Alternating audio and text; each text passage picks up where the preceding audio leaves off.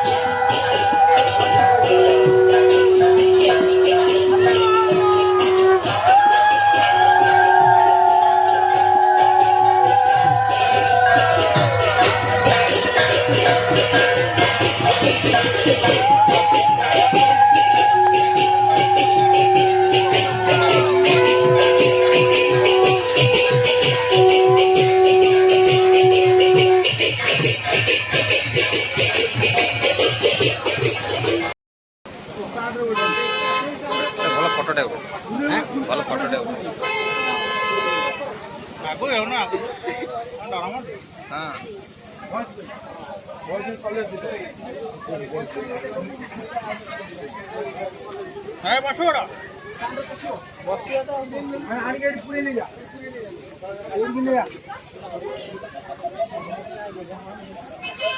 ଏଗୁଡ଼ା କିନ୍ତୁ ଭଲ ଫଟୋ ହେଲା ଆଉ ଆସିବା ଭିତରେ ଲାଇଟ୍ ବେଲା ତ ଉପରେ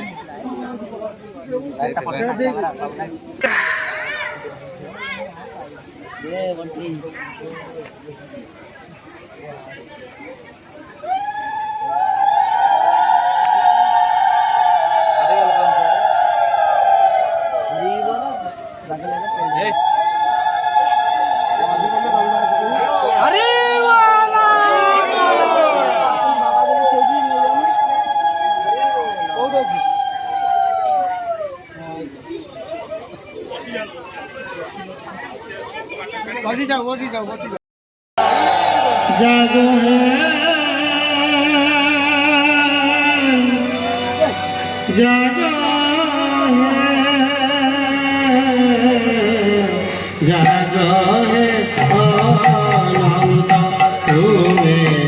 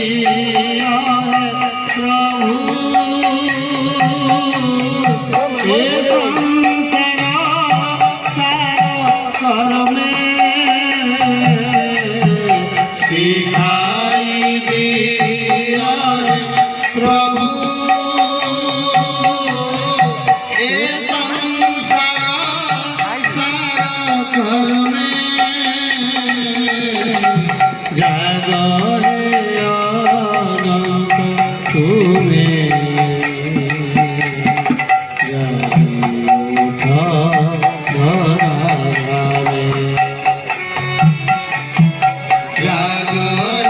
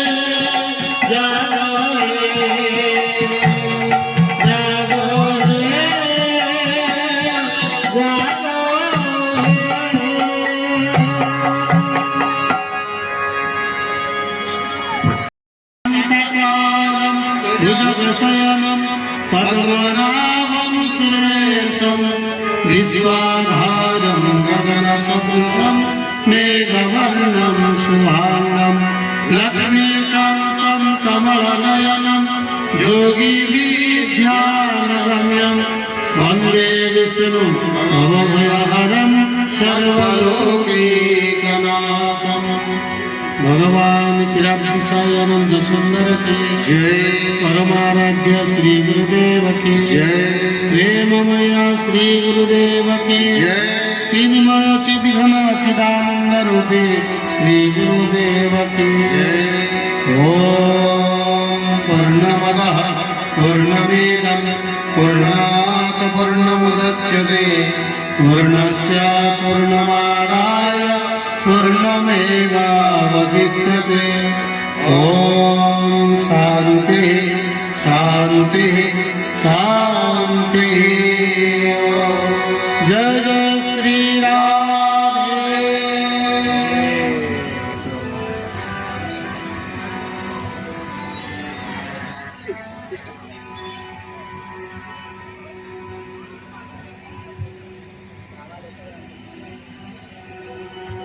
और इष्टदेव प्रभु शिशुअना और गुरुदेव इष्टदेव प्रणाम जनाऊँ। विश्वबंधु जगन्नाथ बलभद्र सुभद्रा माता चक्र सुदर्शन विनम्र भक्तिपूत प्रणति निवेदन एवं धाम को सूर्य चंद्रादि देवता माने गले मध्य आउ फेरती ना से धाम। गीतार मध्य से परिष्कार भाव कहले न तद्भा सुयते सूर्य न शशांक न पावक जदगत्वान निवर्तन्ते तद्धाम परम। ये गीतार जेठाकू गले सूर्य चंद्रादि देवता माने भी आउ फेरती ना से गोटिक हूँ मोर धाम। आम जमी कहूँ वृंदावन धाम नवद्वीप धाम श्रीक्षेत्र पुरुषोत्तम धाम केमती आम कहूँ सेमती निजे भगवान अवतार भगवान श्रीकृष्ण कहते से निराकार धाम हूँ मोर। कहले ममे पांच जीवल जीव भूत सनात ମନ ଷଷ୍ଠ ଇନ୍ଦ୍ରିୟାଣି ପ୍ରକୃତି ସ୍ଥାନ। ସେଇ ଜାଗାରେ ମୁଁ ରହିକିରି ଏ ସଂସାରକୁ ଉତ୍ପନ୍ନ କରେ, ପାଳନ କରେ, ସଂହାର ମଧ୍ୟ କରେ। ଏଇ ଯୋଉ ଉତ୍ପନ୍ନ, ଉତ୍ପତ୍ତି, ସ୍ଥିତି ଆଉ ପ୍ରଳୟ, ଇଏ ତିନୋଟି ଶବ୍ଦର ଗୋଟିଏ ଶବ୍ଦ ହଉଛି ବା ଗୋଟିଏ ଅକ୍ଷର ହଉଛି ଓମ୍। ମୁଁ ହଉଛି ପ୍ରଣବ ସର୍ବବେଦୀ, ମୁଁ ହଉଛି ଓଙ୍କାର ରୂପୀ ପ୍ରଣବ। সকল মন্ত্র মধ্যে সার, ত্রিধাম ব্রহ্মমু ওঙ্কার। অ যুক্ত উ যুক্ত ম সমানে ওম। এর অর্থ কোন? উৎপত্তি, স্থিতি ଆଉ ପ୍ରଳୟ। ଏଠି ବର୍ତ୍ତମାନ ଆପଣ ଗୋଟେ ନାମଯଜ୍ଞ ବା ସତ୍ସଙ୍ଗର ଆୟୋଜନ କଲେ। ଆଜି ତାର ଅଧିବାସ, ତେଣୁ ଇଏ ହଉଛି ସତ୍ସଙ୍ଗର ଉତ୍ପତ୍ତି। ବର୍ତ୍ତମାନ ସତ୍ସଙ୍ଗ ଚାଲିଲେଣି, ନାମ ବି ଚାଲିଲେଣି, ତେଣୁ ଇଏ କଣ? ଇଏ ହଉଛି ऊ कहले स्थिति। ये कार्यक्रम पुणी आसंता काली शेष हो। ये होची म खाली एतिकी भी नुहे। जड़े कृषक कृषि कार्य आरंभ करे, तापरे कृषि क्षेत्र में जहाँ आवश्यक सी ताहा ही करे। शेषे शस्य आनी घरे रख। यही हूँ ओम। जो माने कहउचंती जे ये मंत्रटा केवल हिंदू मानकर, आमे तांकु ठीक भावरे बुझेई पारू। आमे कहूचु ये आम मंत्र। आमे जतबे दाबी करूचु यह आम मंत्र, अन्य माने कहूचु ये मंत्र आमर न। किंतु ये अ उ म ये तीनोटी अक्षर भितरे समग्र जगत रही। जहाकू हिंदू माने कहउचंती ब्रह्मा विष्णु महेश। आम मानकर गोटे विश्वास रही ब्रह्मांकर गोटे धाम, विष्णुंकर आउ गोटे धाम, शिवंकर धाम। शिवंक धाम कैलास, विष्णुक धाम वैकुंठ, ब्रह्मांक धाम पुष्कर।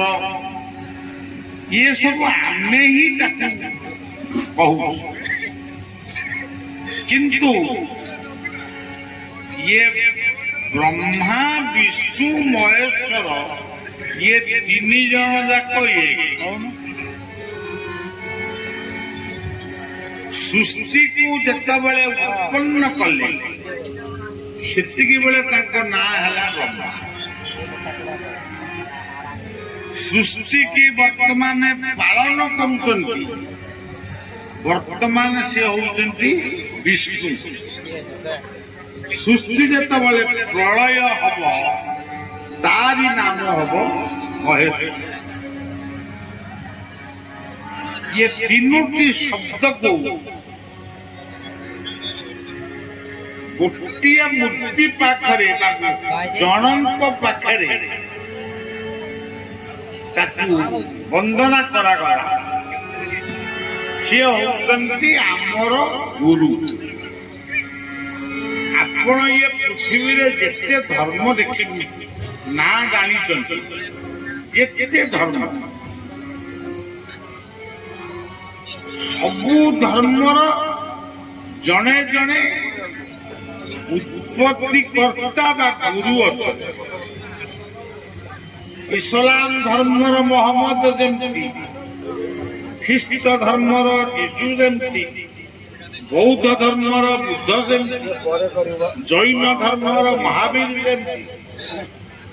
ତେଣୁ ଯେଇ ଗୁରୁମାନଙ୍କୁ ବନ୍ଦନା କରାଯାଇଛି, ଗୁରୁ ବ୍ରହ୍ମା, ଗୁରୁ ବିଷ୍ଣୁ, ଗୁରୁଦେବ ମହେଶ୍ୱର,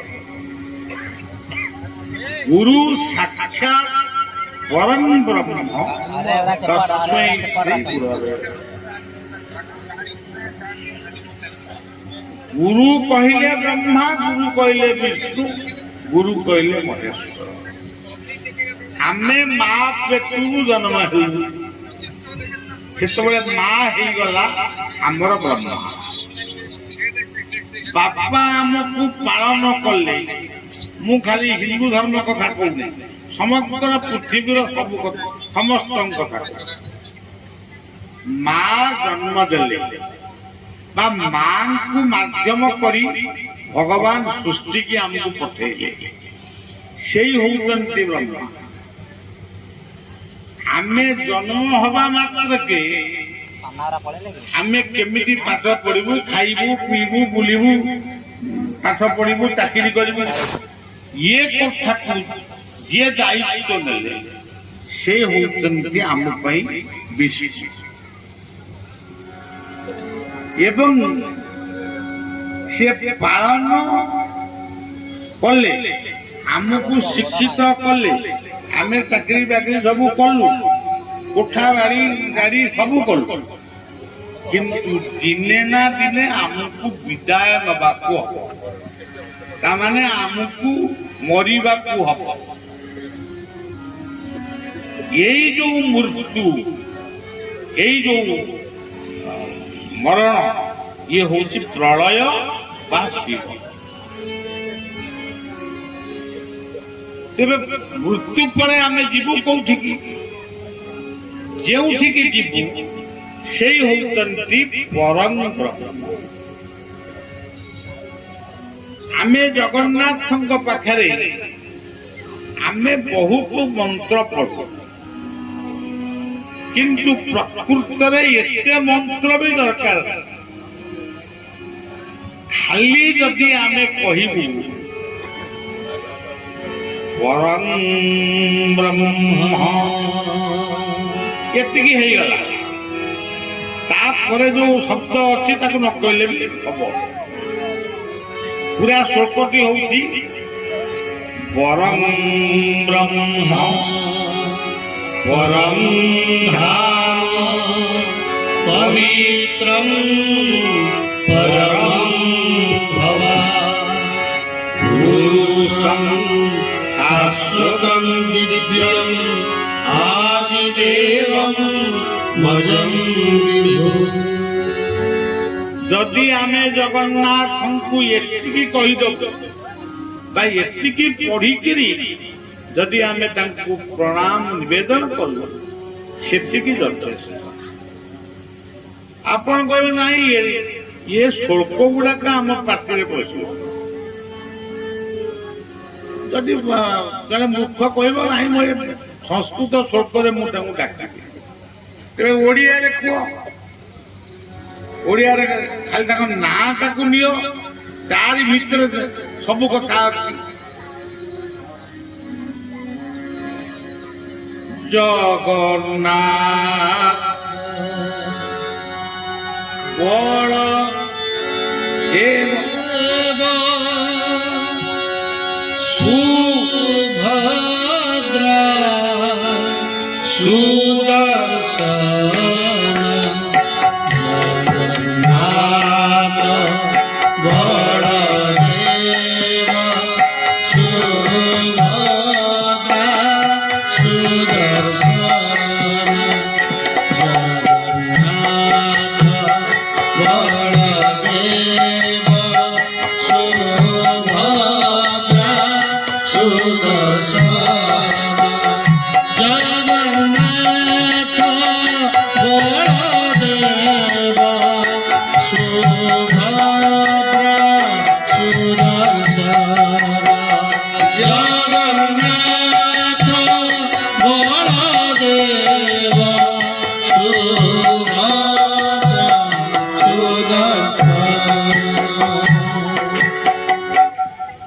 ଗୋଟିଏ ସିଂହାସନ ଭିତରେ ଏ ଚାରୋଟି ମୂର୍ତ୍ତି ବଳଦେବ ସୁଭଦ୍ରା ଜଗନ୍ନାଥ ସୁଦର୍ଶନ। ଆମ ପାଖରେ ତ ଏତେ ସମୟ ନାହିଁ, ଆମେ ତାକୁ ଏତେ ବସିକିରି ଆଲୋଚନା କେତେବେଳେ କରିବା। ଖାଲି ବଳଦେବଙ୍କର ବଟିକୁ ଚିନ୍ତନ କର। ବଟି କଣ? ବ କହିଲେ ଆପଣ ଯେଉଁ ମାଟି ଉପରେ ବସିଛନ୍ତି ତାକୁ କଣ କଣ? ବସୁଧା। ସେଇଗୁଡାକ ସବୁ ଦେଖେଇଲେ ମତେ ମୋର ସବୁ ଅନ୍ୟ ମନସ। ବ କହିଲେ ବସୁଧା। ବସୁଧା କହିଲେ ଗୋଟେ କୁଟୁମ୍ବ। ସେଠି ହିନ୍ଦୁ ମୁସଲମାନ ଖ୍ରୀଷ୍ଟିଆନ ବୌଦ୍ଧ ଜୈନ ଶିଖ ସମସ୍ତେ ଅଛନ୍ତି। ବସୁଧୈବ କୁଟୁମ୍ବକମ୍ ଏ କଥା ଆମର ଶାସ୍ତ୍ରରେ ଲେଖା। ବ କହିଲେ ବସୁଧା। ଏଠି ଆମେ ନାକରେ ନିଶ୍ୱାସ ନେଉଛୁ, କି ଗରମ ହେଲା ଆମେ ଗୋଟେ ଫ୍ୟାନ ନେବୁ। ଏହା କଣ? ବ କହିଲେ ବାୟୁ ପବନ। ବ କହିଲେ ବରୁଣ ବା ସମୁଦ୍ର। ଆମେ ତ ସମୁଦ୍ର କୂଳରେ ଅଛୁ। ବ କହିଲେ ବହ୍ନି ବା ଅଗ୍ନି। ବ କହିଲେ ବ୍ୟାମ ବା ଆକାଶ, ଯେଉଁ ଯାହାକୁ ଆମେ କହୁଛୁ ସୂର୍ଯ୍ୟ ଚନ୍ଦ୍ର ତାରା ଗ୍ରହ ନକ୍ଷତ୍ର। ଆଚ୍ଛା, ଏଇ ଯୋଉ ପାଞ୍ଚଟି ପରେ ପାଞ୍ଚଟି ଶବ୍ଦ ଆସିଲା, ଇଏ ପାଞ୍ଚଟି ଶବ୍ଦରୁ ଗୋଟିଏ ଶବ୍ଦ ଯଦି କାଟିଦେବେ ଆମର ପବନ ରହିବ, ଆମେ ବଞ୍ଚିବା ତ। ମନେ କରାଯାଉ ଆଉ କଣ କହିବେ ଆମର ସମୁଦ୍ରକୁ ଆମର ସମୁଦ୍ର ଦରକାର ନାହିଁ, ସେଟା ଆମର ମାଟି କରିଦେଲେ ଆମେ ଚାଷବାସ କରିବା। ସେଇଟା କଣ ସମ୍ଭବ? ପୃଥିବୀ ରହିପାରିବ? ବର୍ଷା ତ ହବନି ଆଉ। ତେଣୁ ଏ ଯୋଉ ପଞ୍ଚ ମହାଭୂତକୁ ଆମ ଶାସ୍ତ୍ର ଅନୁମୋଦିତ କରିଛି। ଇଏ ପଞ୍ଚ ମହାଭୂତ ବିନା ପୃଥିବୀରେ କୌଣସି ଧର୍ମ, କୌଣସି ମତ, କୌଣସି ଜାତି, କୌଣସି ଦେଶ, କୌଣସି ବ୍ୟକ୍ତି ବା ତାର ପ୍ରାର୍ଥନା ମନ୍ଦିର ମସଜିଦ ଚର୍ଚ୍ଚ ଗୁରୁଦ୍ୱାର ପର୍ଯ୍ୟନ୍ତ କେଉଁ ଗୋଟିକ ଏହାକୁ ଛାଡ଼ିଲେ ରହିପାରିବ? ଆପଣମାନେ ଚିନ୍ତା କରନ୍ତୁ। ଆମ ଭିତରେ କଜିଆ ଲାଗିଛି, ଆମେ ହିନ୍ଦୁ, ଆଉ କିଏ କହୁଛନ୍ତି ଆମେ ମୁସଲମାନ, କିଏ କହୁଛନ୍ତି ଆମେ ଖ୍ରୀଷ୍ଟିଆନ, କିଏ କହୁଛନ୍ତି ଆମେ ବୌଦ୍ଧ। କିନ୍ତୁ ମନେ କରାଯାଉ ଏ ବାୟୁ, ପବନ, ସମୁଦ୍ର, ମାଟି, ସୂର୍ଯ୍ୟ ଚନ୍ଦ୍ର ଇତ୍ୟାଦି ଏମାନଙ୍କୁ ଛାଡ଼ିକି ଇଏ ପୃଥିବୀ ଆଗେ ରହିବ। ସେଥିପାଇଁ ଗୀତାର ଗୋଟିଏ ଶ୍ଲୋକରେ ସେ ସମସ୍ତଙ୍କୁ ବନ୍ଦନା କରେ।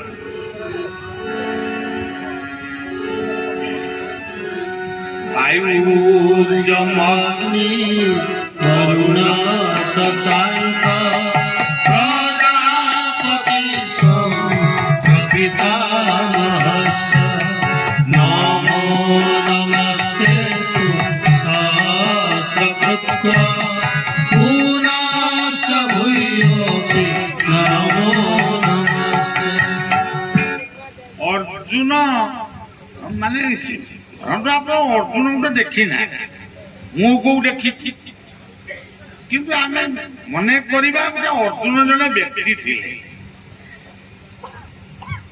ସିଏ ତାଙ୍କର ଗୁରୁଙ୍କୁ, ଗୁରୁ କହିଲେ କୃଷ୍ଣ, ଦେବକୀ ପରମାନନ୍ଦମ୍ କୃଷ୍ଣଂ ବନ୍ଦେ ଜଗତ୍ ଗୁରୁ, ସିଏ ତାଙ୍କର ଗୁରୁଙ୍କୁ କହିଲେ। ଆମେ ଯେମିତି ବେଳେ ବେଳେ କହୁ କଣ ସବୁବେଳେ ତ କହୁ ତୁମେ ମାତା পিতা তমেব তমেব বন্ধুশ্চ সখা তমেব তমেব বিদ্যা দ্রবিড়ং তমেব তমেব সর্বং মম দেব দেব। ଆମେ ଆମ ଘରେ ଯୋଉ ବୟସ୍କ ପିତା ମାତା କି ଅଜା ଆଈ ସବୁ ଅଛନ୍ତି, ତାଙ୍କୁ ଆମେ ଠିକ ସମୟରେ ଖାଇବାକୁ ପିଇବାକୁ ଦେଇପାରୁ। ତାଙ୍କ ରୋଗ ହେଲେ ତାଙ୍କୁ ଡାକ୍ତରଖାନାକୁ ନଉ କିମ୍ବା ଔଷଧ ବି ଦଉ। କେତେକ ଦଉଛନ୍ତି, କେତେକ ଦଉନାହାନ୍ତି।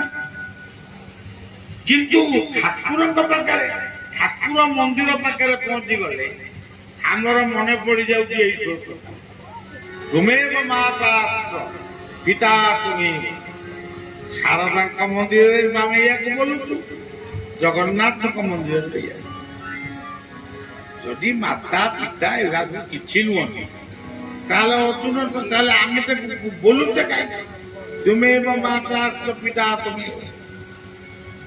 ସେଇପରି ଅର୍ଜୁନ ଭଗବାନ କୃଷ୍ଣ ବା ତାଙ୍କ ଗୁରୁଙ୍କୁ ସିଏ ଆଉ ମାତା ପିତା ଏ ସବୁ କିଛି କହିଲେ। ସେ କଣ କହିଲେ? ହେ ପ୍ରଭୁ, ତୁମେ ହଉଛ ପବନ। ଆମ ଅଞ୍ଚଳର ବ୍ୟକ୍ତିମାନେ ଆମେ ବି ଆପଣଙ୍କ ଭିତରେ 1999 ମସିହାର ପବନ ଯେତେବେଳେ ବିଶ୍ୱମୂର୍ତ୍ତି ଧାରଣ କରି ଆସିଲା, ସେ ସମୁଦ୍ର କୂଳରେ ଯୋଉ ଗାଁ ଗୁଡିକ ଥିଲା, ସେଠି କଣ ମନ୍ଦିର ନଥିଲା? ସେଠି କଣ ମସଜିଦ ନଥିଲା? ଇଏ କେନ୍ଦ୍ରାପଡ଼ା ଠାରୁ ଜଗତସିଂହପୁର ପର୍ଯ୍ୟନ୍ତ ମାନେ 10-15 ମିନିଟ କି 20 ମିନିଟ ଭିତରେ ହଜାର ହଜାର ଲୋକ ମୃତ୍ୟୁବରଣ କଲେ। କିଏ ମୃତ୍ୟୁ? ସେ ମୃତ୍ୟୁ କିଏ ଦେଲା? ପବନ। ଯେମିତି ଆମର ଓଡିଆରେ କହନ୍ତି, ତୋର ସବୁଦିନ ମୋର ଏକା।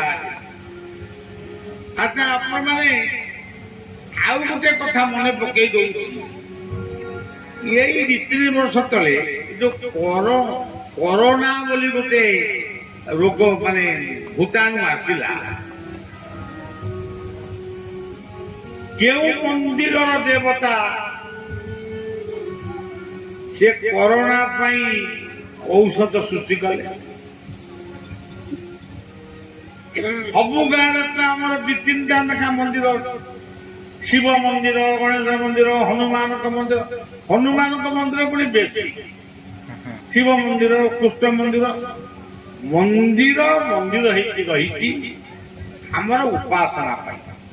ଆମେ ପ୍ରଭୁଙ୍କୁ ଟିକେ ଉପାସନା କରିବୁ ବୋଲି ଆମେ ଗୋଟେ ମନ୍ଦିର କରିଛୁ, ସ୍କୁଲଟିଏ କରିଛୁ ପାଠ ପଢିବା। ଯଦି ଆମେ ସ୍କୁଲକୁ ନ ଯିବୁ ପାଠ ପଢିବୁ କେମିତି? ଯଦି ଆମେ ସ୍କୁଲକୁ ଗଲୁ ଅନ୍ୟ ମନସ୍କ ପାଠ ହବ ଆମର ହବ କେମିତି? ତେଣୁ ସଜ୍ଜନ ଏଇଠି ମନେ ରଖନ୍ତୁ, ଭୂତାଣୁକୁ ନଷ୍ଟ କରିବା ପାଇଁ ଯେତେବେଳେ ମାନେ ବାହାରିଲା ଔଷଧ ବା ଇଞ୍ଜେକ୍ସନ, ଔଷଧ, ଟୀକା, ତାପରେ ଆମେ ଭଲ ହେଲୁ। ଆପଣମାନେ କହିବେ ତାହେଲେ ଏଗୁଡା ସବୁ କିଛି ନୁହଁ। ଏମିତି କିଛି ବ୍ୟସ୍ତତା ଆମେ ବାହାରିବେ ମନ୍ଦିର ଭାଙ୍ଗିକିରି ଚୁନୁଭୁତ କରିଦିଅ କଳା ପାହାଡ଼ ଭଳିଆ। ନାଇଁ, ସାଧୁ ସନ୍ଥ ମାନେ କେବଳ ହିନ୍ଦୁ ମାନଙ୍କର ଯେ ସାଧୁ ସନ୍ଥ ଅଛନ୍ତି ଆଉ କାହାର ନାହାନ୍ତି ସେମିତି ଭାବିବନି, ସେମିତି ଭାବିବା ଉଚିତ। ସବୁ ଧର୍ମର ସାଧୁ ସନ୍ଥ ମୁଁ ତାକୁ ଗୋଟି ଗୋଟି କରି କହିପାରୁଛି। ଏମାନେ ସେଇ ମନ୍ଦିର ଭିତରେ ବା ମସଜିଦ ଭିତରେ ବା ଚର୍ଚ୍ଚ ଭିତରେ ଗୁରୁଦ୍ୱାର ଭିତରେ ସେଇ ପରମାତ୍ମାଙ୍କୁ ସେ ପ୍ରାର୍ଥନା କଲେ। ତାଙ୍କ ପ୍ରାର୍ଥନା ଯେତେବେଳେ ସେଇ ନିରାକାର ପରମାତ୍ମାଙ୍କ ପାଖରେ ପହଞ୍ଚିଲା,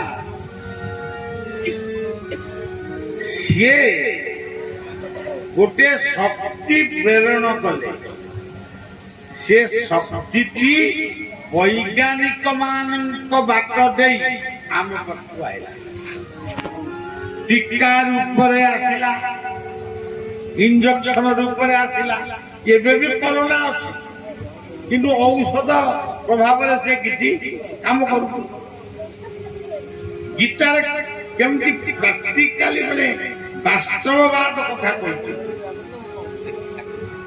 ହେ ଅର୍ଜୁନ, ଅହଂ କ୍ରତୁରହଂ ଯଜ୍ଞ। ଆପଣମାନେ ଏଇଥିରୁ ବୁଝିବେ, ଅହଂ କ୍ରତୁରହଂ ଯଜ୍ଞ ସାଧା ମହମୌଷଧ। ବର୍ତ୍ତମାନ ଆପଣମାନେ ଏଠି ଆସିଛନ୍ତି, ଆମର ଏଇ ଯୋଉ ପରିବାରଟି ଏଠି ବଳିଆକୁ ଡାକିଛନ୍ତି ନା, ପରିବାର ତ ସିନା ବଳିଆକୁ ଡାକିଛନ୍ତି, ବଳିଆ କଣ ସେଇ ପରିବାର ଏକୁଟିଆ?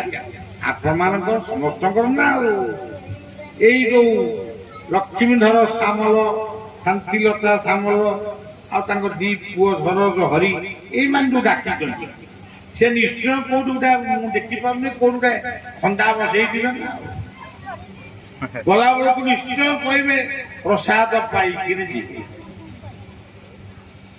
ତେବେ ସଜ୍ଜନ ଆପଣ କୁହନ୍ତୁ, ଅହଂ କ୍ରତୁରଃ, ସିଏ ଧାନ ଭିତରେ ଅଛନ୍ତି, ବିରି ଭିତରେ ଅଛନ୍ତି, ମୁଗ ଭିତରେ ଅଛନ୍ତି, ବାଦାମ ଭିତରେ ଅଛନ୍ତି, ସବୁ ଭିତରେ ସେ ଅଛନ୍ତି। ସେ ନିଜେ ସ୍ୱୀକାର କରୁଛନ୍ତି ଏବଂ ତାପରେ କହିଲେ, ତମକୁ ଯେତେ ରୋଗ ହଉ, ସବୁ ରୋଗର ଔଷଧ ହଉଛି ମୁଁ ଔଷଧ ରୂପରେ ତମ ଭିତରକୁ ଯାଇ ତମ ରୋଗର ଜୀବାଣୁକୁ ମାରି ତମକୁ ସୁସ୍ଥ କର। ଦେଖନ୍ତୁ ଗୀତା କେତେ ବାସ୍ତବବାଦ କଥା କହିଛି। ଆଉ ଗୋଟେ ଜାଗାରେ କହିଲେ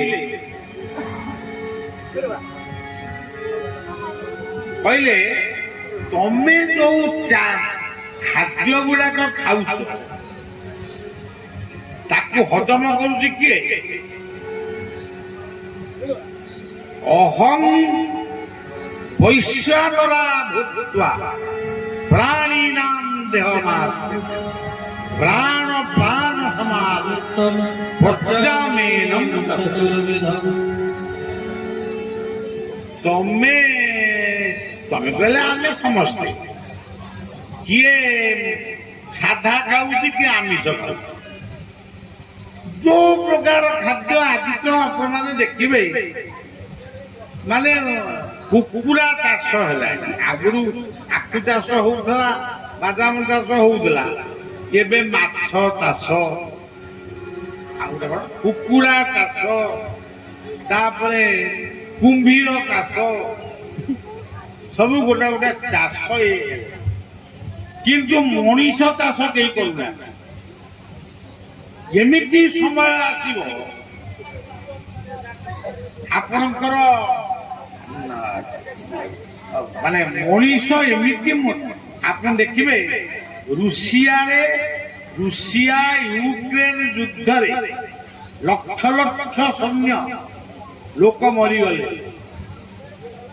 ରୁଷିଆର ଯେ ରାଷ୍ଟ୍ରପତି ସେ ଆହ୍ୱାନ ଦେଲେ, ପ୍ରତ୍ୟେକ ବ୍ୟକ୍ତି 2ଟି ବା 3ଟି ସନ୍ତାନ ସୃଷ୍ଟି କର। ଏବେ ଆମେ ଶୁଣିଲି ଚୀନ ଲୋକ ସଂଖ୍ୟାରେ ଗୋଟେ ବଡ ଦେଶ। ତାଙ୍କ ଦେଶରେ ଏଇ ଯୋଉ ବର କନ୍ୟା ଏଇ ଯୋଉ ସ୍ୱାମୀ ସ୍ତ୍ରୀ ଜୀବନ ଯାପନ କରିବା ତାକୁ ଆଉ ଅନେକ ଯୁବକ ମାନେ ଯୁବତୀ ମାନେ ଚାହୁଁନାହାନ୍ତି। ଆମେ ବାହା ହବୁନି। ତେଣୁ ଲୋକ ସଂଖ୍ୟା କମି ଯାଉଛି। ବର୍ତ୍ତମାନ ତାଙ୍କ ଦେଶର ରାଷ୍ଟ୍ରପତି ତାଙ୍କୁ ମନେଇବା ପାଇଁ ବିଭିନ୍ନ କଳ କୌଶଳ ପ୍ରୟୋଗ କରୁ। ତେଣୁ ଭଗବାନ ଗୀତାରେ କହୁଛନ୍ତି ମୁଁ ହଉଛି ଶସ୍ୟ, ମୁଁ ହଉଛି ଔଷଧ। ମୁଁ ତୁମ ପେଟ ଭିତରେ, ଆମେ ଯାହାକୁ କହୁଛୁ ପେଟ, ସେଇ ପେଟ ଭିତରେ ଯୋଉ ଅଛି ଲିଭର, ସେ ଲିଭର ଭିତରକୁ ଯାଉଛି ଖାଦ୍ୟ। ଆମିଷ ଯାଉ କି ନିରାମିଷ, ତାକୁ ହଜମ କରଉଛି କିଏ? ଜଠରାଗ୍ନି। ଅହଂ, କେତେ ସୁନ୍ଦର ବାସ୍ତବ କଥା। ସେ କଣ ଆମେ ଗୀତା ପଢୁଛୁ ବୋଲି ଆମରି ଖାଦ୍ୟକୁ ସେ ହଜମ କରୁଛୁ? ଯିଏ କୋରାନ ପଢୁଛନ୍ତି ତାଙ୍କୁ ତାଙ୍କ ଖାଦ୍ୟ ହଜମ ହଉ। ଆମେ ବି ଭାତ ଖାଉଛୁ, ସେ ବି ଭାତ ଖାଉଛୁ। ଆମେ ରୁଟି ଖାଉଛୁ, ସେ ରୁଟି ଖାଉଛନ୍ତି। ଆମେରିକାରେ ଯଦି ଶୋଷ କଲେ ଯାଇକିରି ମଦ ଦୋକାନରୁ ମଦ କିଣିକିରି ପିଇବୁ, କଣ ପ୍ରକୃତରେ ଏହା କଣ ମଣିଷ ପଣିଆ ହବ? ତମକୁ କଣ ଭଲ ପୁଅ ଝିଅ ବୋଲି କୁହାଯିବ? ତେଣୁ ମଦ ଛାଡ, ମାଦକ ଛାଡ, ଦେଶ ଗଢ। ମନ୍ଦିର ଗଢିବା ଆଉ ଦରକାର ନାହିଁ। ଘର ମନ୍ଦିରକୁ ଗଢ। ସିଏ ଘର ମନ୍ଦିରର ଦେବତା।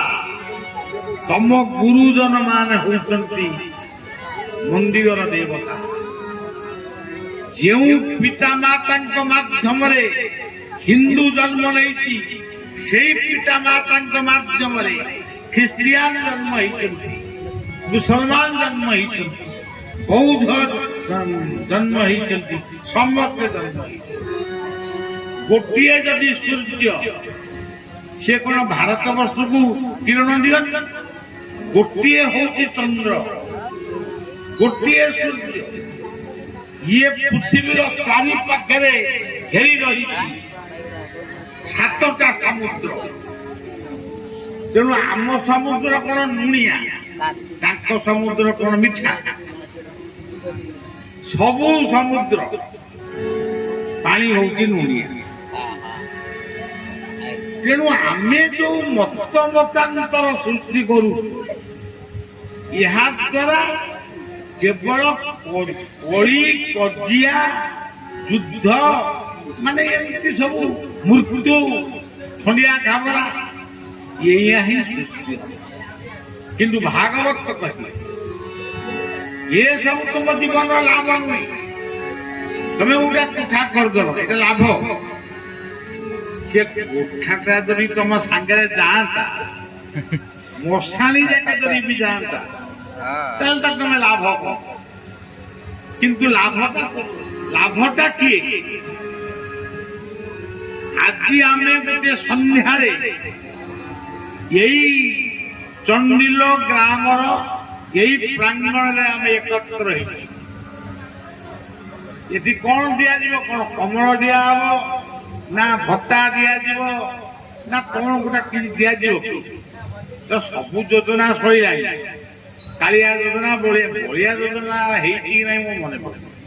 ସୁଭଦ୍ରା ଯୋଜନା, ସବୁ ଯୋଜନା ସରିଲାଣି। ଆଉ ଆମେ ଗୋଟେ ସୁଦର୍ଶନ ଯୋଜନା କରିବା ଗଲେ, ଏ ସବୁ ଯୋଜନା ମଣିଷ। ଯିଏ ଯୋଜନା କରିବା ଲୋକ, ସିଏ ମଣିଷକୁ ଦିବ୍ୟ ଜ୍ଞାନ ଦେଇ ପଠେଇ। ଏଇ ହଉଛି ଲାଭ। ଏଠି କଣ କୁକୁର ବିଲେଇ ବସିକିରି ସତସଙ୍ଗ ଶୁଣୁଛନ୍ତି ବା ଶିଶୁ ଭଗବାନଙ୍କ ନାମ କରୁଛନ୍ତି? ଏଠି ସତ୍ସଙ୍ଗ ଆପଣ ମାନେ କରୁଛନ୍ତି। ଏଇ ହଉଛି ମନୁଷ୍ୟ ଜୀବନର ଲାଭ। ଭାଗବତରେ ସେ କଥା ମନୁଷ୍ୟ ଜନ୍ମ রয়ে লাভ যদি গোবিন্দ করে ভাব মনুষ্য জন্ম রয়ে লাভ যদি গোবিন্দ করে ভাব গুরু গোবিন্দ জিয়া মোহন গোবিন্দ বৈকুণ্ঠ ভুবন গুরু গোবিন্দ জিয়া মোহন গোবিন্দ বৈকুণ্ঠ ভুবন ଆପଣ ମାନେ ଏଠି ବଇଛନ୍ତି କିନ୍ତୁ ଆପଣ ମାନେ ଜାଣିନାହାନ୍ତି ଆମ ପିତୃପିତା ମାନେ ଅମୋକ୍ଷ ପ୍ରେତ ମାନେ ବର୍ତ୍ତମାନ ଅଲକ୍ଷରେ ସତସଙ୍ଗର କଥାକୁ ଶୁଣି ମୁକ୍ତି ପାଇଲେ।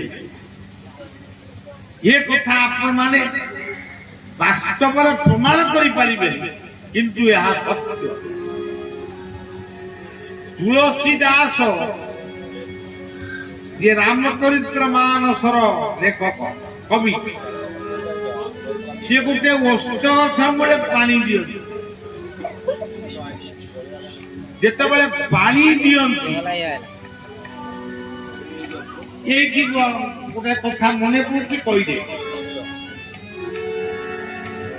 ये दुनिया रे हमकु जदि केई बंचेई रखी थाए ये कोठावाड़ी नुह गाड़ी घोड़ा नुह गछ जंगल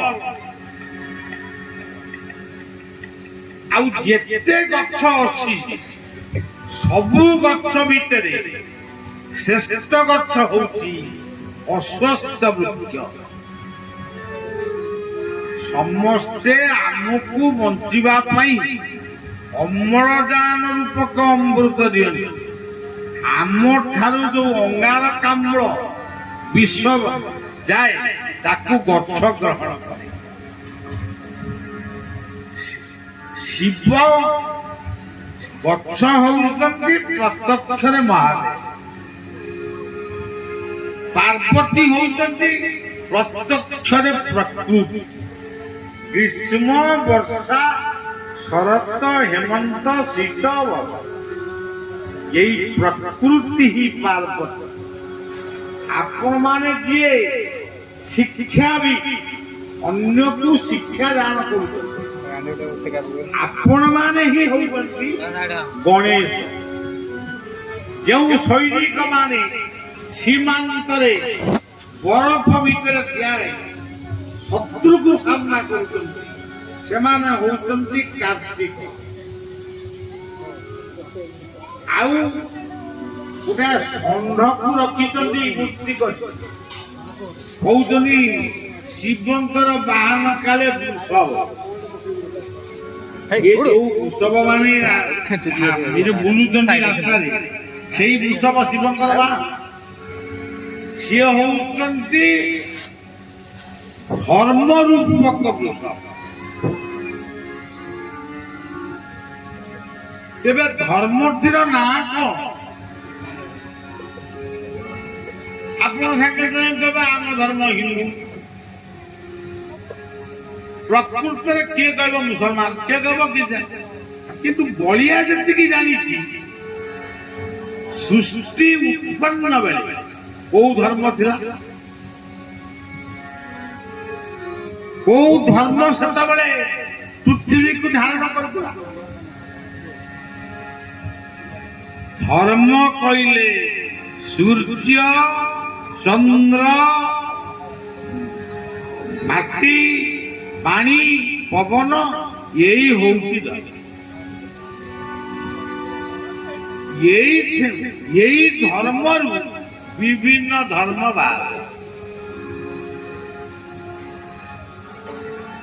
धर्म एक पोत ଗଢ଼ିଛନ୍ତି ବିଧି କହିବାକୁ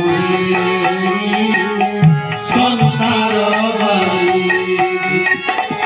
କର୍ମଇକ ପୋତ ଗଢ଼ିଛନ୍ତି ବିଧି କରିବାକୁ ସଂସାର ବାରି ଯେତେ ଗଛ ଅଛି ଓସ୍ତ ଗଛ ବା ଅଶ୍ୱତ୍ଥ ଗଛ ସବୁଠାରୁ ବେଶୀ ଅମୃତ ଆମକୁ ଦାନ କରେ। ହିନ୍ଦୁ ମାନେ ସେ ଅଶ୍ୱତ୍ଥ ବୃକ୍ଷକୁ ପୂଜା କରନ୍ତି। ଭଗବାନ ବୁଦ୍ଧ ଅଶ୍ୱତ୍ଥ ବୃକ୍ଷ ମୂଳରେ ସିଦ୍ଧି ଲାଭ କରିଥିଲେ।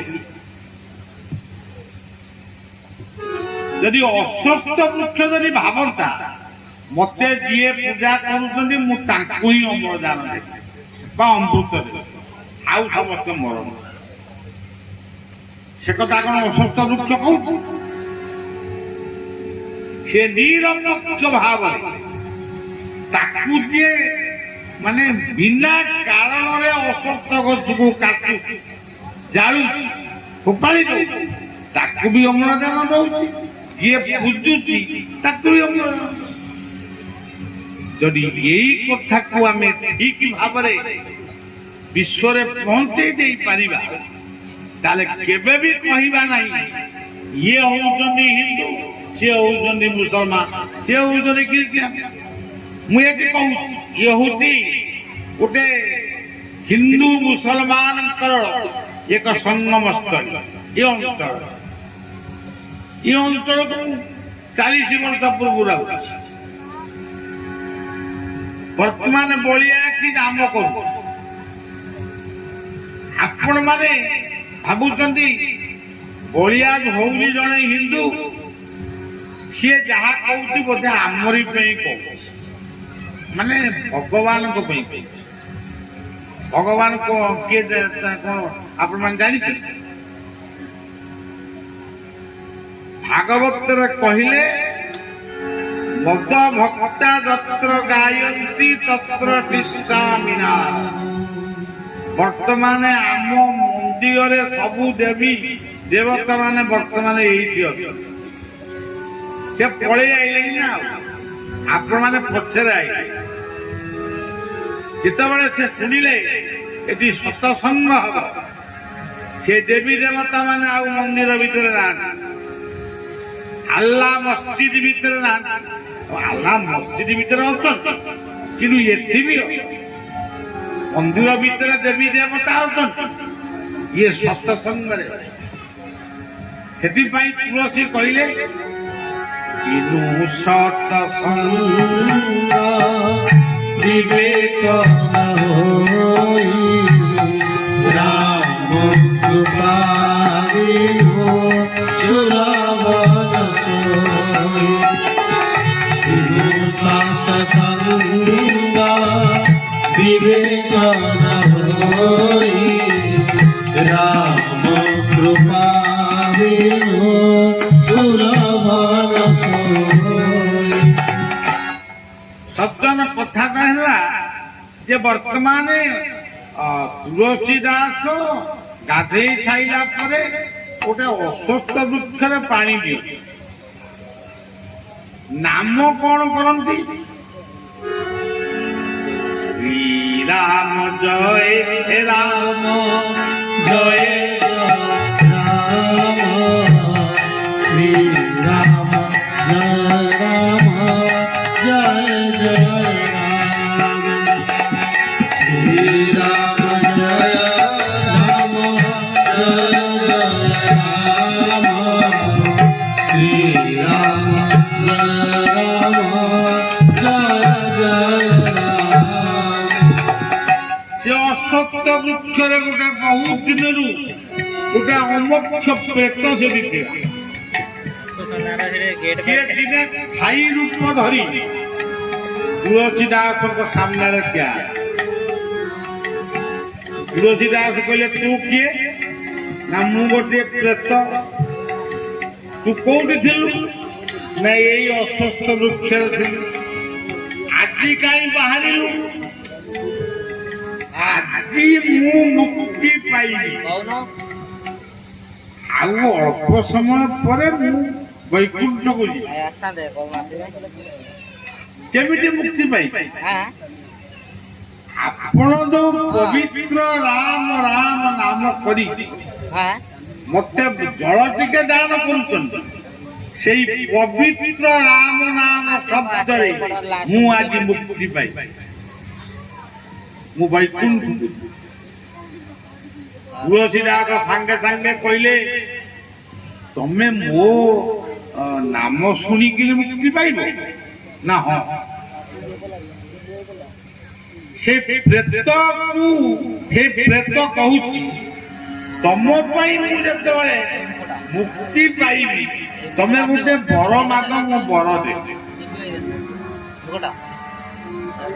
ତୁଳସୀଦାସ ଭାବିଲେ ଇଏ ଗୋଟେ ପ୍ରେତ, ଇଏ କି ବର ଦେବ? ତମେ କି ବର ମତେ ଦେବ? ମୁଁ ଯାହା ଖୋଜୁଛି ତମେ କଣ ଦେଇପାରିବ ନା? ତମେ କୁହ କଣ ତୁମେ ବର ମାଗ? ତୁଳସୀଦାସ କହିଲେ ମୁଁ ବର ମାଗୁଛି ରାମଙ୍କୁ ଦେଖିବି।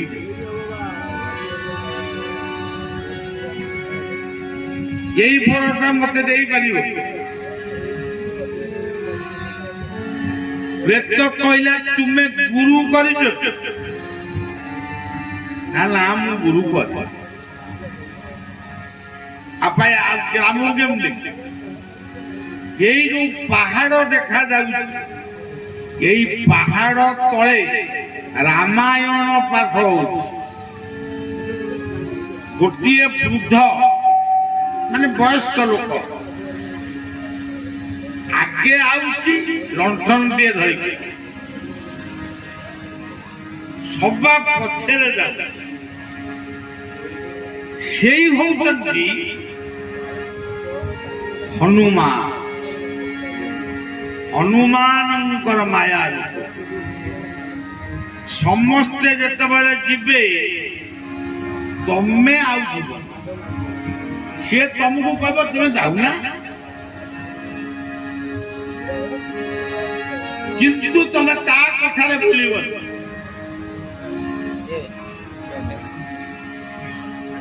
ତମେ ଗୋଟିଏ କଥା କହିବ ମୁଁ ରାମଙ୍କୁ କିଭଳି ପାଇବି, ମତେ ସେ ମନ୍ତ୍ରଟା ଆପଣ ଆଉ ଆପଣଙ୍କ ପରିଚୟ ମୁଁ ପାଇସାରିଛି। ଆପଣ ହଉଛନ୍ତି ହନୁମାନ।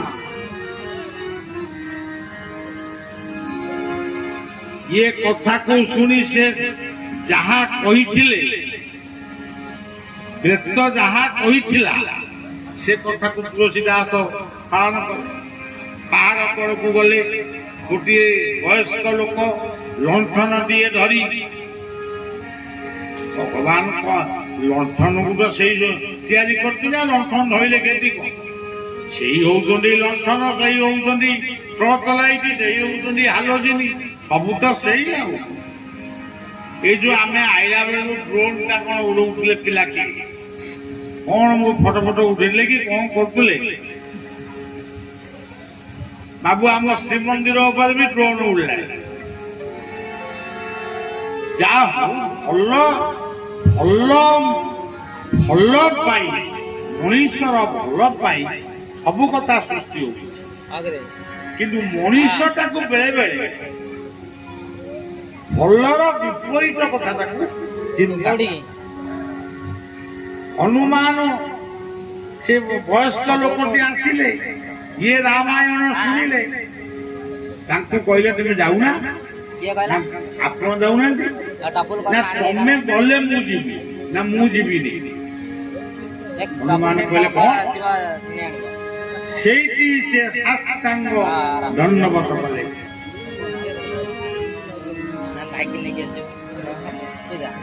हे हनुमान, हे महावीर, ମୁଁ ଆପଣଙ୍କର ପରିଚୟ ପାଇଛି। ଆପଣ କିଏ?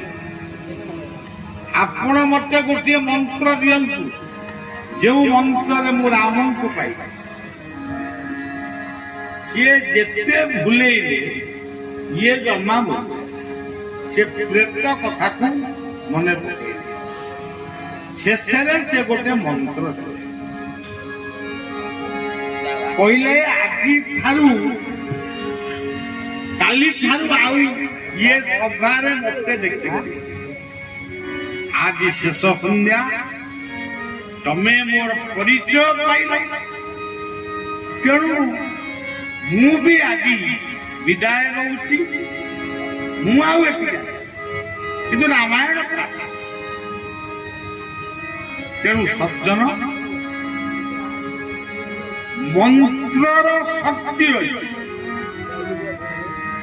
ପ୍ରାର୍ଥନାର ଶକ୍ତି ରହିଛି। ତେଣୁ ମୁଁ ଆପଣମାନଙ୍କୁ କୋଉଟା କହୁଛି, ବାୟୁପୁତ୍ର ହନୁମାନ ବଳବାନ ଭକ୍ତ ବୀର ହନୁମାନ, ଇଏ ହଉଛି ଆମ ଦେହରେ ବଳ ଥିବାରୁ ଆମେ ଆଇଛୁ। ମନର ବଳ, ଧନର ବଳ, ଜନର ବଳ, ଇଏ ଇଲେକ୍ଟ୍ରୋନିକ ପାୱାର, କମ୍ପ୍ୟୁଟର, ଇଏ ସବୁ ବଳ ହଉଛନ୍ତି ବଳଦେବ। ଥାଉ ପଛେ ପାଖରେ ଧନ, ମନରେ ଅଛି ବଳ। ମନର ବଳେ ଜୀବିତ ଦୁନିଆର ବଳ। ଥାଉ ପଛେ ପାଖରେ ଧନ, ମନରେ ଅଛି ବଳ। ମନର ବଳେ କରିପାରିବୁ ଦୁନିଆ ଟଳମଳ। ଏଇ ବଳ ହଉଛନ୍ତି ବ୍ରହ୍ମ, ଯାହାଙ୍କୁ ସମସ୍ତେ ଡାକୁଛନ୍ତି। ଆମେ ଡାକୁଛୁ ଭଗବାନ। ଭଗବାନ କଣ? ଭ କହିଲେ ଭବ ବା ପୃଥିବୀ, ଗ କହିଲେ ଇଏ ପୃଥିବୀର ଗତି, ସମୁଦ୍ରର ଗତି, ପବନର ଗତି, ସୂର୍ଯ୍ୟଙ୍କର ଗତି, ଚନ୍ଦ୍ରମାର ଗତି, ଇଏ ହଉଛି ଗ।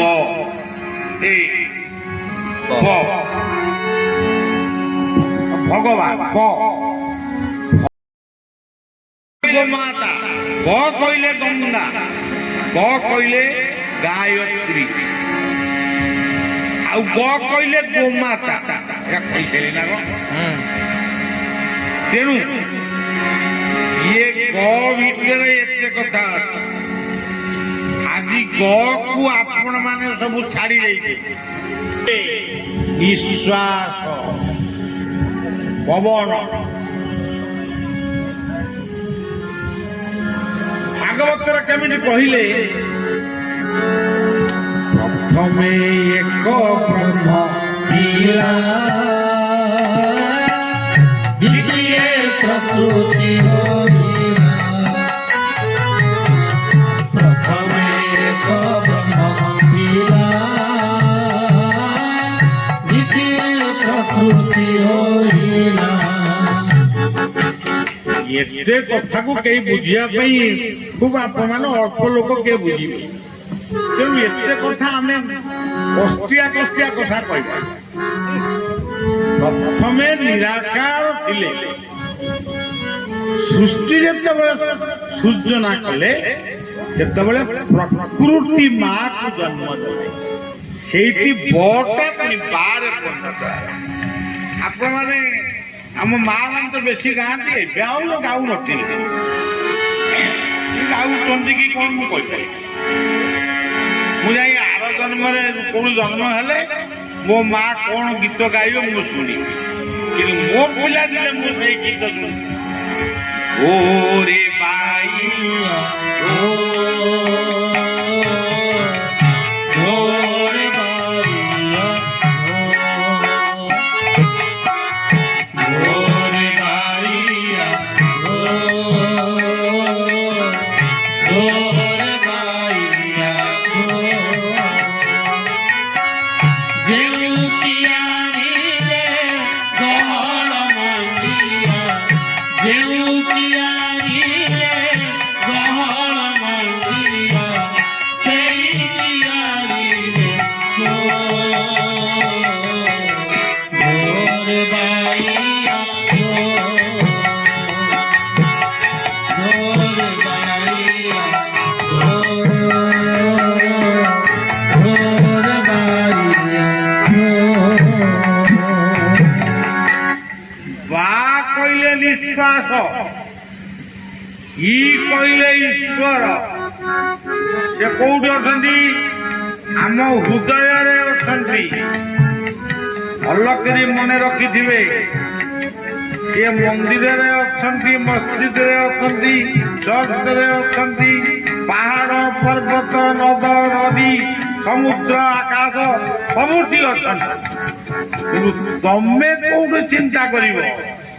ବିଛଣାରୁ ଉଠିବା ମାତ୍ରକେ ଏଇ ହୃଦୟ ମନ୍ଦିରକୁ ଚିନ୍ତନ କର। ଏଇଠି ସେ ଅଛନ୍ତି। ଏଇଟା ମୁଁ କହୁନି, ଗୀତା। ଈଶ୍ୱର ସର୍ବଭୂତା ହୃଦୟ ସର୍ଜୁନ ସେ ହୃଦୟରେ ଅଛନ୍ତି। ତା ନାଁ କଣ? ସେ କୋଉ ନାଁରେ ଅଛନ୍ତି? ଆ କହିଲେ ଆତ୍ମା।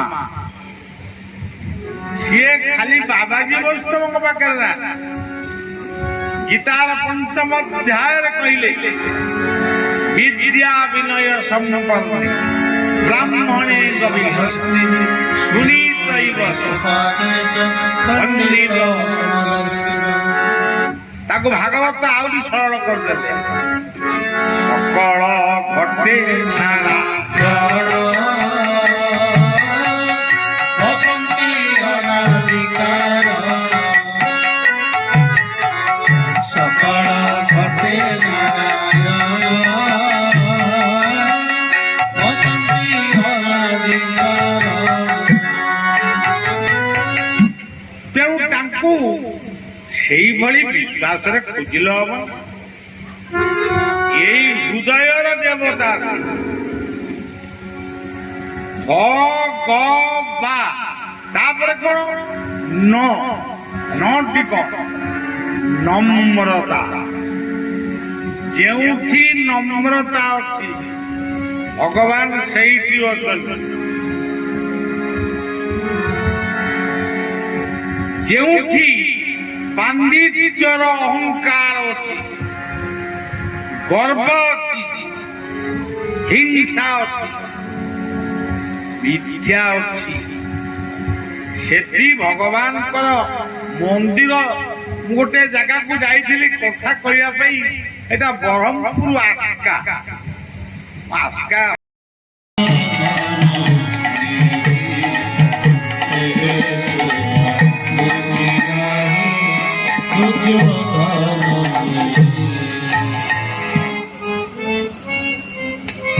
ସଜ୍ଜନ କଥା କହୁ ବଳିଆର କଣ୍ଠରେ ବି ବିଶ୍ରାମ ନାହିଁ, ସ୍ୱର ନାହିଁ। ମୋ ପାଟି ଜୀବ ସବୁ ଘା ହେଇଗଲା।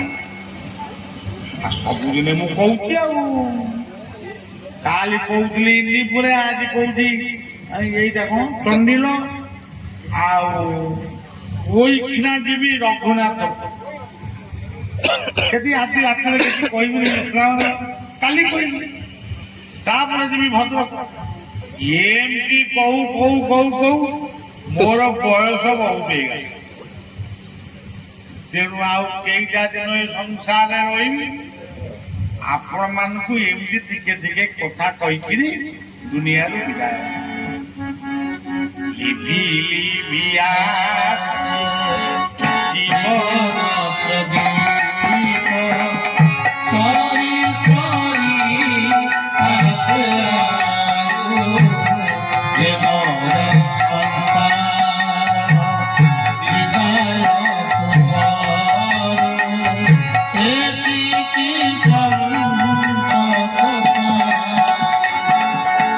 ତେଣୁ ସଜ୍ଜନ ଆପଣ ମାନେ ଟିକେ ବଳିଆକୁ ମନେ ରଖିବେ।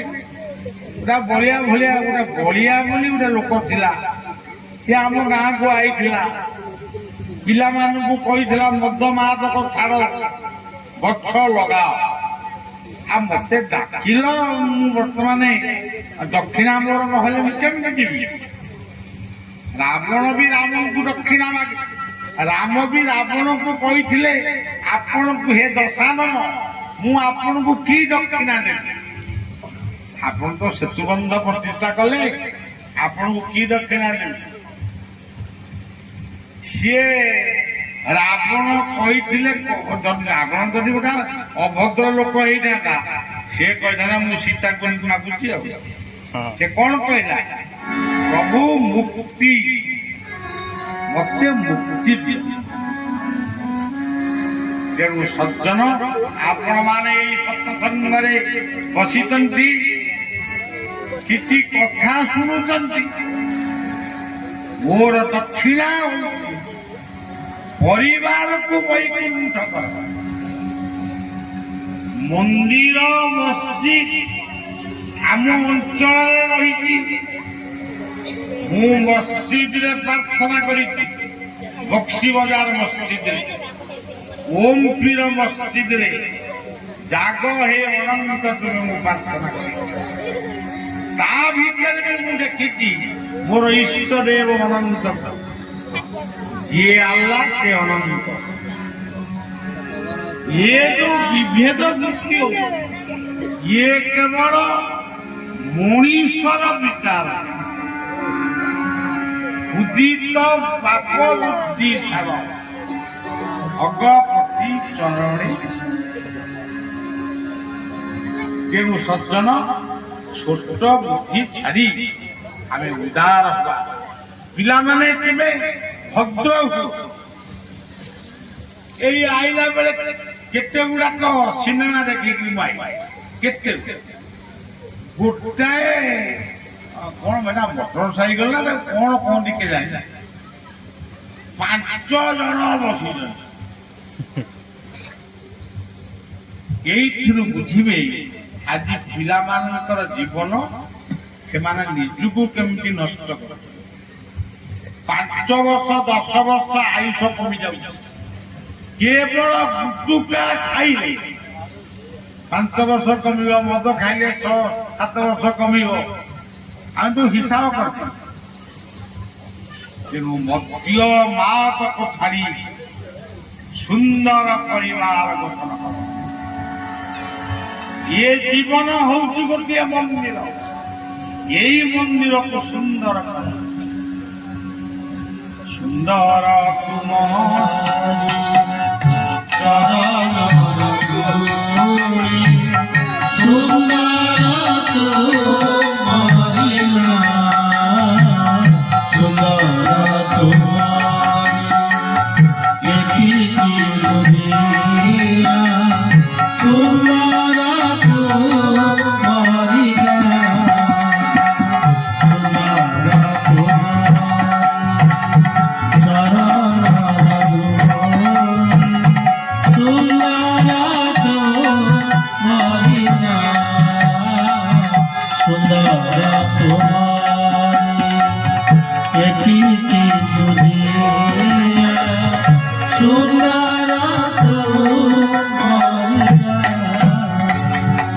ଆମର ଏଇ ଅଞ୍ଚଳରେ କେତେ ବଢିଆ ବଢିଆ କଥା।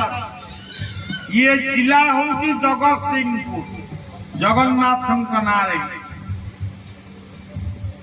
ଏଇ ଜଗତସିଂହପୁର ଜିଲ୍ଲାରେ ଗୋଟେ ଜଙ୍ଗଲ, ଯାହାକୁ ଧ୍ରୁବ ତପସ୍ୟା ସ୍ଥାନ ବୋଲି କୁହନ୍ତି। ଏଇ ଜଗତସିଂହପୁର ଜିଲ୍ଲା, ଏଇ ନିକଟରେ ପରଶୁରାମଙ୍କର ପୂଜା ହୁଏ। ପରଶୁରାମ ଶାରଦାଙ୍କ ବାଟ ଦେଇକି ଆସିଥିଲେ। ଶାରଦାଙ୍କ ମୂର୍ତ୍ତି କି ପରଶୁରାମ ଉଦ୍ଧାର କଲେ। ଗୋସ୍ୱାମୀ ଶୂଦ୍ରମୁନି ଶାରଳା ଦାସ ଓଡ଼ିଆ ଆଦି କବି ଏଇ ଶାରଳାଙ୍କ ପୀଠରେ ସିଏ ସ୍ୱତନ୍ତ୍ର ମହାଭାରତ ରଚନା କଲେ। ଏଇଠି ନୃସିଂହଙ୍କର ପୂଜା ଚାଲିଛି ଏ ନିକଟରେ। ମୁଁ ସେ ଗାଁ ନାଁ ସବୁ କହିପାରୁ ପାଟିରେ ବସି ବସି।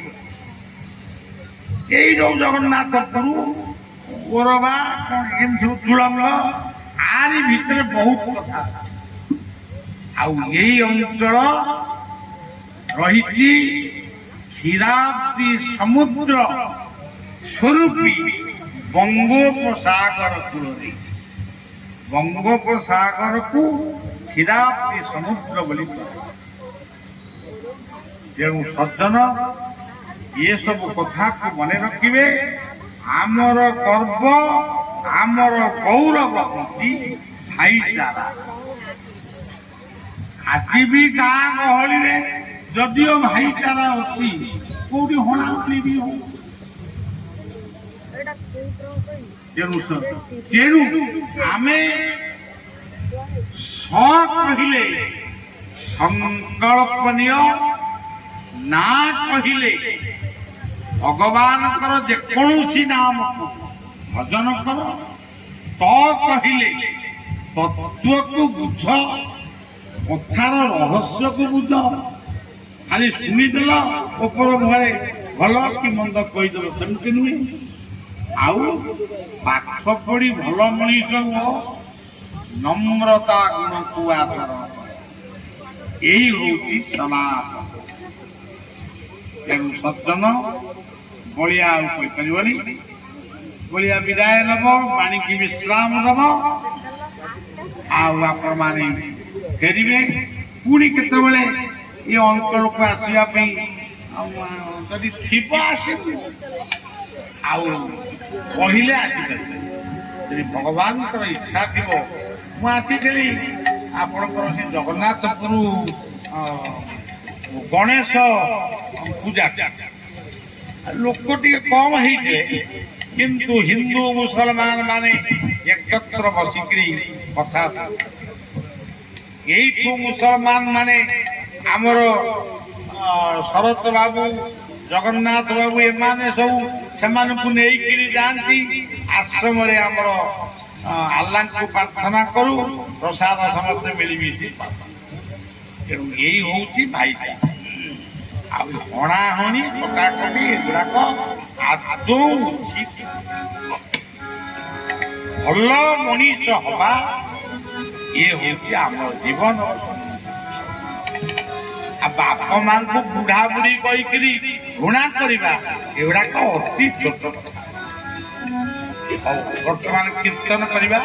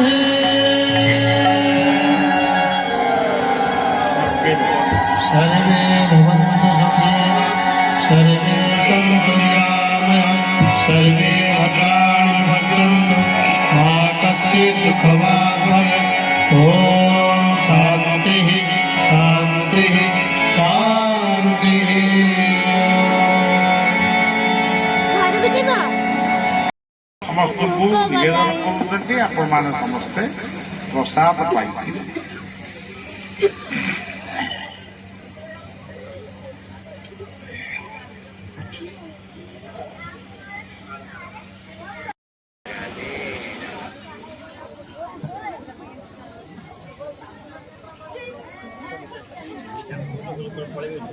ନେଇଗଲେ ଚାଲିଲେ ଆମର